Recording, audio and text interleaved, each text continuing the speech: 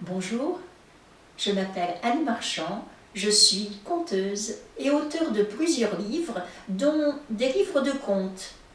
Et cette année, en 2020, celui-ci, c'est Contes et légendes du poisson aux éditions S. Je vais vous raconter un extrait. La création du Kantele.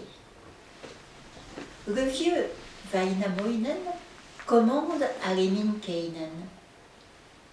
« Penche-toi pour voir où la gabarre est agrippée. » La barque n'est point sur un roc, ni un rocher, elle est sur le dos d'un brochet. Puisque c'est le dos d'un brochet, pique ton épée dans l'eau, et tranche en deux ce grand poisson. Mais Lemminkäinen culbute à l'eau, se fait repêcher par le forgeron qui se moque de lui. Cette fois, c'est Väinämöinen qui pique son épée dans la chair du poisson. Le brochet se déchire en deux, sa queue tombant au fond de l'eau. L'autre partie est remontée dans la barque. Le vieux tire son couteau et entaille le brochet d'arne sur d'arne. Puis il revient sur le rivage et demande aux femmes de cuire ce bon poisson pour le déjeuner.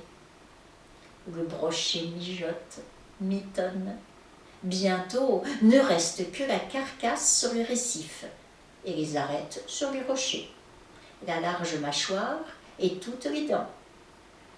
Le vieux Väinämöinen regarde ces déchets et parle ainsi. Sans doute pourrait-on en tirer un instrument de musique. Väinämöinen, le vieux barde, se fait alors menuisier. Il prend les atours du luthier afin de créer le Kantele. Ce Kantele, d'où vient sa caisse? Du grand brochet, de ses mâchoires. La cithare est chantournée, le Kantele menuisé, l'instrument en os de brochet et jointé de nageoires. Le vieux Väinämöinen, barde sage, barbe sans âge, ajuste ses doigts. Il prend siège au rocher de joie dessus la colline argentée. Il entame le jeu des cordes, les os du brochet, le Kantele de bonne arête. Chacun l'écoute émerveillé. Les brochets viennent, nagent, les saumons jaillissent des écueils, les perches, les petits gardons, les lavarets. Tous les autres se faufilent vers le rivage pour ouïr le chant né du Kantele de Väinämöinen. La musique est si belle que les larmes gouttent sous les yeux. Ces gouttes d'eau déroulent loin du vieux barde Väinämöinen jusqu'en grève de la mer bleue, par-dessous les vagues d'eau claire. Puis chacun, le cœur illuminé, reprend en rêvant son propre voyage.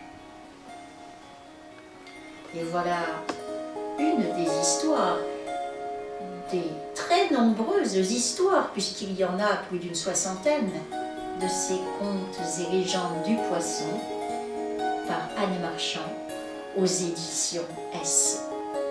À bientôt.